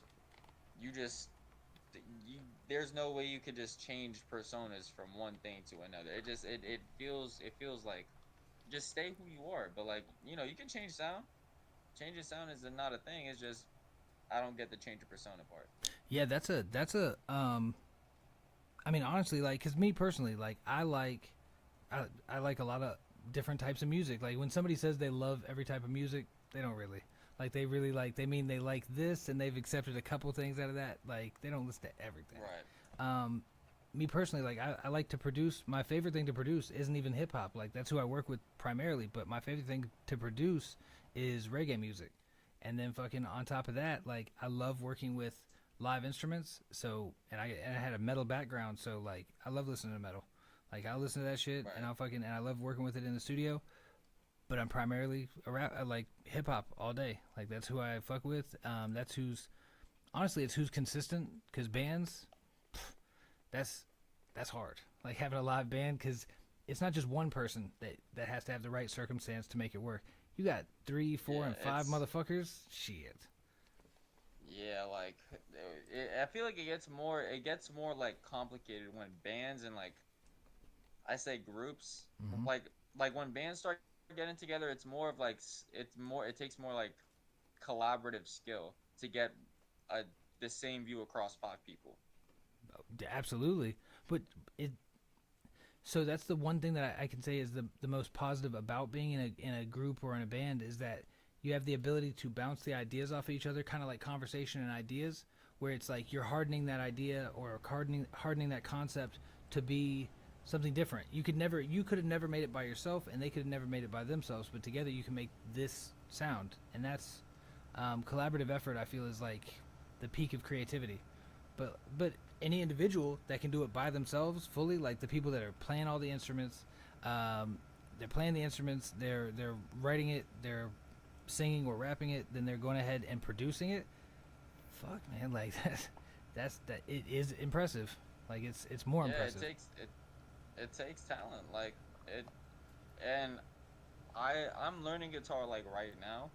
Like well not like right now, but like, like as of currently, like I'm learning guitar and I'm learning like kind of electric guitar. I think they're like 2 different things, but Yeah, fuck they it. are. Like I feel like it kind of grows you as an artist as well. Like it kind of grows like your perception of music if you learn an instrument. It definitely does. I mean, it makes you. It does progress you, and it does make you better musically. But I've known, like you got Dilla, and he didn't have a formal education in any way, and he changed the entire genre, just by having his sound, like having his swung snares and different drums, like that sound in itself was like that was fucking revolutionary. And now it's like, do you like um, uncommon beats, or do you think that you like to rap to the um, Like describe uncommon beats. Like uncommon? So when I say uncommon, I mean like timing wise. I don't mean like the sound effects in the back and so on, like or the sound selection. I mean like either a 3/4 or like instead of being, because most of the time it's almost always a 4/4 in timing.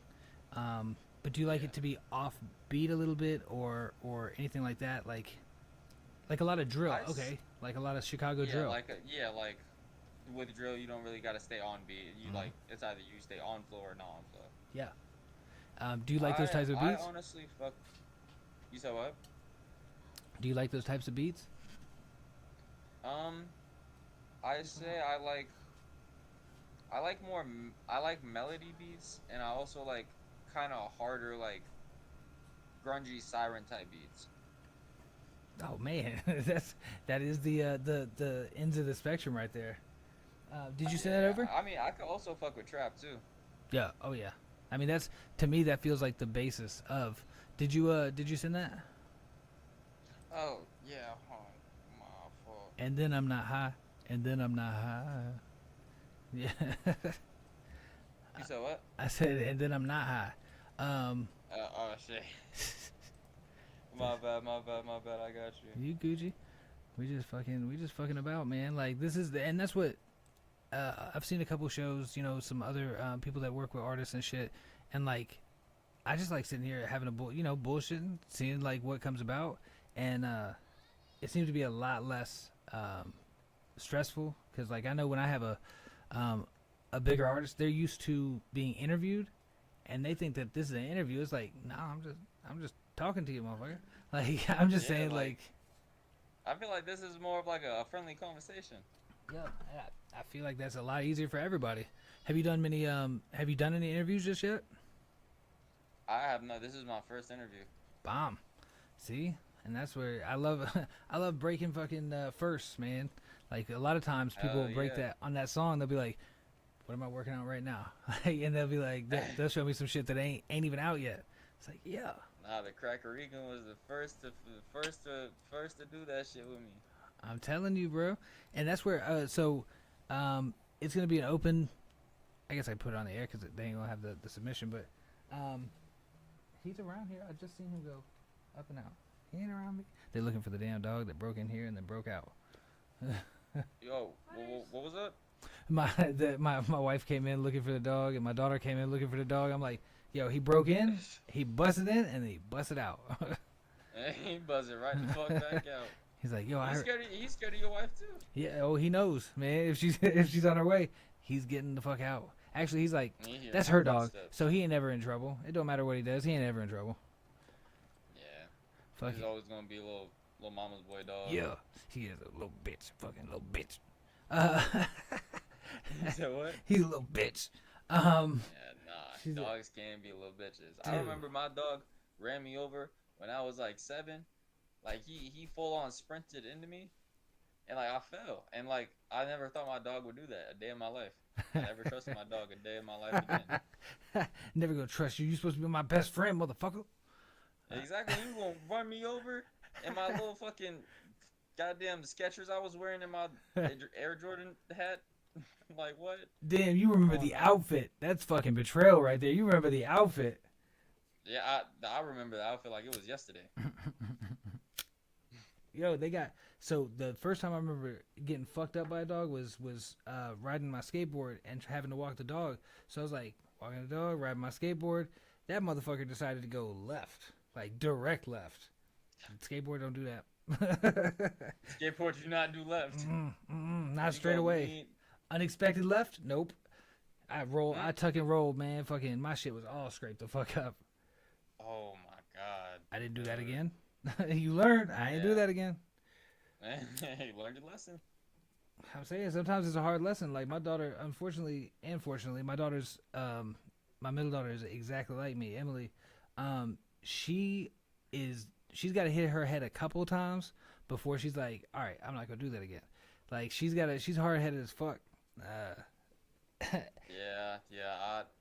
I can relate to that. Also, I just sent the song Wow. on Insta, but I can relate to that because I'm not gonna lie, I've made like repetitive mistakes before, and like I always find myself making these repetitive mistakes, and like I'll recognize it. I'll be like, oh shit, I need to stop doing that, and I'll do it like one more time. And like that would be the one to just fuck everything up. Like something will go wrong at that third time. I gotta make sure. Like I should stop doing that, but I'm gonna make sure first. Overthinking like a motherfucker. Yo, that right there is a Is this file? Yeah, where's this at? Oh, it's on Spotify. Oh shit. Blam. Alright, we opening that bitch up. So what? When it comes to oh shit, it done took over my screen. When it comes to being like the artist that's behind, do you do your artwork? Do you do your like? Yeah, do you do your artwork? Do I do like the cover arts? Yeah.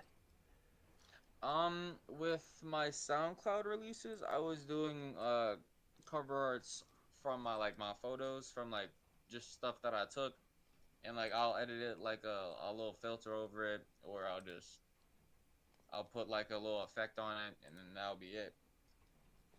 But for that, I had Remo cook up. I was just curious because like the use of AI is like it's pretty prevalent. Like people is using the AI for their Wait, what was that? I said like the use of AI. Like I noticed a lot of people doing their own album art now, and it's like a stream of nothing but AI. Like every single album art that I see right now, it's just AI, and people ain't even doing original shit. They just like type the most basic thing that comes to their head, and they're like, "Yo, this would be dope." And it's the same shit I've seen on like 5 different albums. Like, come on now. Right, like you'll see like you can only see a bloody heart through a knife like a couple times. I'm saying I ain't seen that one though. Like and yeah, I feel like with this, it's just like I kind of had like a, I don't know. I threw a little purplish tint on it. Is that so? There's this weird thing, and just to go before, because the purple in the background right there, it works out perfect. On your background, like it's fucking And yeah, the room lights. yeah. That's just that shit work. That's That's planning right that's there. That was literally on like one of purpose. my. You said what? I said that's planning right there. That's on purpose. It might have been. It might have been. They always on purple. My favorite color. My favorite color right now is like red, black, purple. Yo, that's same. It's always red. It's always black, and then purple was always mixed in there because like that's just it was one of those. It's underrepresented. I feel like the purple is underrepresented. Those underrated colors. Yeah. Yo, fucking. Let's see if it'll let it. If we got the audio right quick. Download that. Stop playing. You gonna make me log in. This bitch here. I'm gonna be logging. I ain't logging in, motherfucker. You said what? I said it's trying to get me to log in. I'm like, bitch, I'm already logged in. This is my motherfucking computer. Oh man, it's having more shit. Welcome to the shit show. The shit show. We got two. What is he talking about? Part two. It's always something, man. Like that's something that I think is comical. Like it's ruined. I've seen some technical difficulties ruin my buddy's show, and it ruins his whole day after that because he's like, man, fucking people gonna fucking clown me. I don't care. I am not a fucking tech specialist. I am a dude talking shit, and that's all it is. I ain't got a producer here. All right, no Jamie fucking doing shit in the background. Let's see. Word. Like shit. I think of technical difficulties. Like I just laugh at them bitches. Unless like it's just a laughing matter. I will say I've had one that it did fuck me up. Like the first time I went to the studio with Florida Boy, another artist on the Heist Club. First time I went to go be his engineer in this big studio. Beautiful studio, all that shit. I know how to run everything. Good, we good. They didn't update. Like they had Pro Tools, the newest Pro Tools, but I like Ableton. I like to use it. I was certified in Pro Tools in 2008. So I've been fucking certified for a long time. I can use it, but I just prefer to use my home DAW. So they had it, right. But they had 10 and I have 12, like the newest one is 12, and I treated it like it was 12. Half of his shit, all the doubles were not there. Like when we got the studio file, no doubles there. Like it was one takes. That's all that's there. We did ad libs. We did all the shit all the way through. It's like, fuck yeah, we got these tracks. Nah, cause it doesn't do looping where it just records every track. It records over every track. I was like, I do remember that. That's right, because that was like that was like 5 years ago when we had that shit. And yeah, bro. That technical difficulty, can't live that shit down. When you're paying fucking $70 an hour to be in that studio. Yeah, that's my bad. I'm gonna pay you on that one. That's my bad shit. Like a technical difficulty is a technical difficulty. Yo. But on that. Look, I've had that happen too. I remember I had this one song I was working on when I used to record off just a band lab in like a MacBook, like with my homeboy. Like there was one song where I finished the entire thing. It was a certified banger. That shit got deleted. I got so bad. That shit'll fuck you up real quick. It's like that was a take. Yo, okay. So just from the guy pressing the button, I'll say that there has been multiple times where somebody gets an amazing take, and somehow we probably smoked whatever the fuck it was. I did not press record. It's like, yo, actually, what? I didn't press record on one of them. It's like, yo, all right, so that actually sounded really good. That was perfect. You need to do that just like that. You don't want to use that one? Nah, you was a little bit muffled, bruh. Nah, your sound just came out a little bit like sounded less how it wanted to. Yeah, but do it. But yeah, exactly. Say it just like you just said it, though, please. All right. We gonna bring it in. Speaking of saying it, so is there any background to this track, like any storyline or anything that it would help the listener to know? when I wrote this song, when it was in the writing process of it, I was going through a mm, kind of kind of major breakup at that point. Like I had a year long relationship, and I had it you know, we broke up, and then 2 months after, I started thinking, I was like, you know, I'm gonna just get back on music, start doing my thing, and then I started thinking of like beats and stuff, and like homeboy sent me like, or homeboy showed me like this song, and I was like, oh shit, I kind of fuck with this. Let me just kind of write something to it a little bit. I started writing to it, and I started getting in my feels, It and just I was like, oh shit. brought that shit out. Yo, I brought that shit. I brought something out. I brought the emotion I felt that day is in this song. yo, I mean, I was digging it earlier, and that's what, you know, that's what sparked the conversation between me and Remo to actually set this, you know, set this up. Is like I was like that was fucking dope, and he said it just came out today, so if fate is fate. It's fate. It So is fate. it is though. Like things happen for a reason. So let's check this bitch out. And this is Beverly Hills. This is released today. It's on all streaming, right? Like it's on YouTube too. Oh, yes, sir. Bam. Streaming platform. There All it right, is. it's getting to YouTube. It's getting to YouTube. I know they normally take Get on longer, that. motherfuckers. It's on YouTube Music though. Bomb. Done. You heard it. Hills got me thinking. Cheap girls and chills. I keep reminiscing. Beverly Hills. Watching as everything dies. Soon as your soul starts to cry, knowing you were just like that. You want me to start singing over it? Ready? Start singing over it?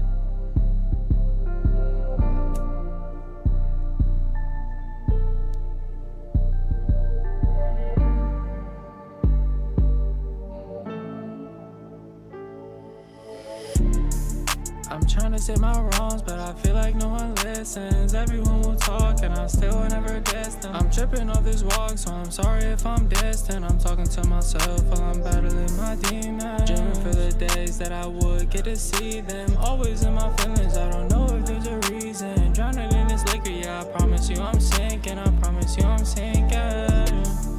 Seeing these days turning to nights, I need to start living my life. I'm trying to find my love for you, but I don't feel like it's right. Remember talking to you all the hours of the night. Now I'm crying in my room, wrist was itching for a knife. Need to start living my life. Wanted to call you my wife, I call you fucking cheating. No, I don't feel like it's right now.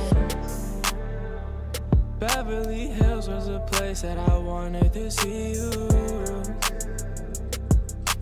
Walking through palm trees, I wanted to be with you. All of the nights that I wanted to sleep with you. Now I'm screaming fuck it, cause I don't wanna see you. Got me thinking in Beverly Hills.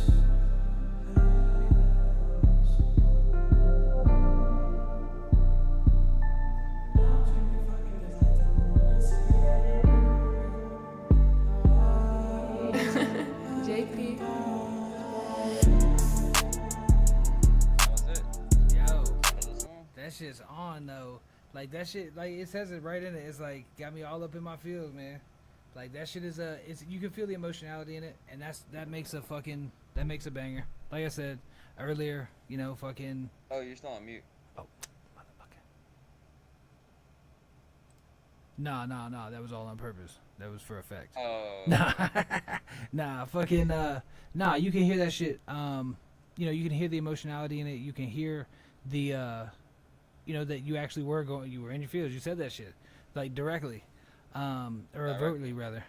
But like, yo, that's it is a banger, and it is it hits an emotion, which is kind of bringing us back around, which is like, for a song to be a banger, it does have to hit an emotion, whether that's, you know, celebration, happiness, sadness, whatever it is, you know, love, loss, whatever that emotion is.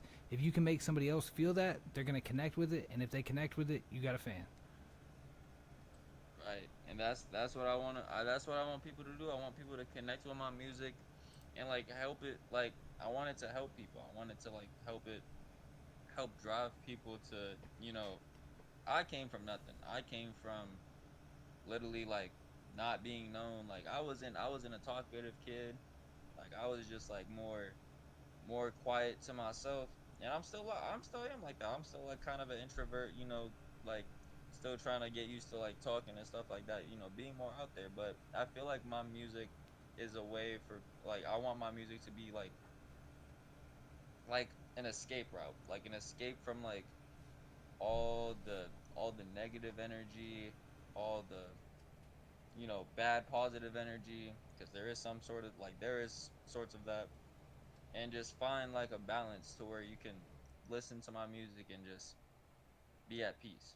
You know what I mean? Yeah, that's. I mean, it's a different goal than a lot of other people, which is what makes it.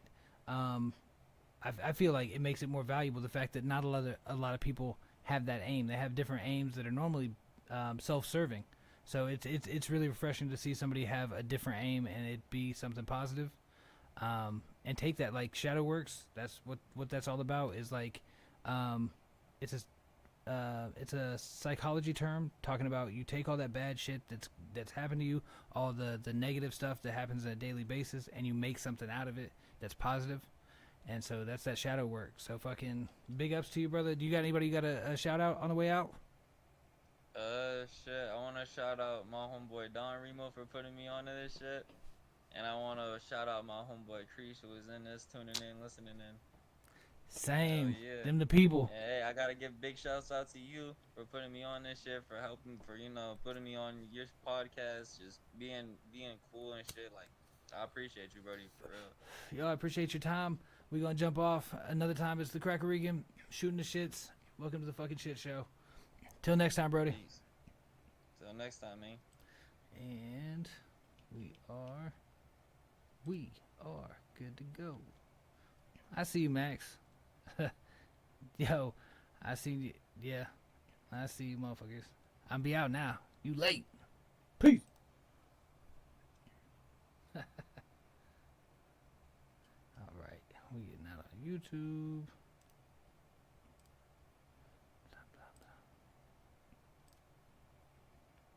I think Facebook's the last one to go. Let's see. Yup, trying to sneak and shit.